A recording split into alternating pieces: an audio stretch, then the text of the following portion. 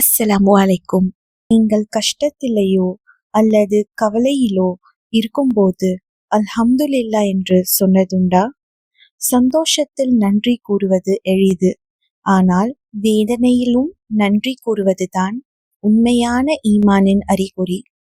நம்முடைய கஷ்டங்களில் பாடங்கள் இருக்கின்றன. அந்த கண்ணீர், அந்த உறக்கமில்லா இரவு, இவையெல்லாம் அல்லாவிடம் இன்னும் அருகே கொண்டு செல்லும். நபி ஸல்லல்லாஹு அலைஹி வஸல்லம் கூறினார்கள், நம்பிக்கையுடன் வாழும் ஒருவருடைய நிலை மிக அற்புதமானது. எது நடந்தாலும் அவருக்கு அது நன்மையாக இருக்கும். அவர்கள் சந்தோஷத்தில் அல்ஹம்துலில்லா கூறுவார்கள், துன்பத்தில் சபர் செய்வார்கள்.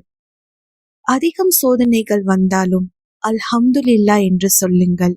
வேதனையை விரும்புவதால் இல்லை, ஆனால் அல்லாவின் மீதான நம்பிக்கை வீண் போகாது என்பதால் தான். நன்றி என்பது வெறும் பரக்கத்துக்காக மட்டுமல்ல, அது மேலும் நிறைய ரஹ்மத்தையும் பரக்கத்தையும் தருகிறது. புயலிலும் கூட உங்கள் நாவில் அல்ஹம்துலில்லா என்றும் வார்த்தையை நினைவில் வையுங்கள்.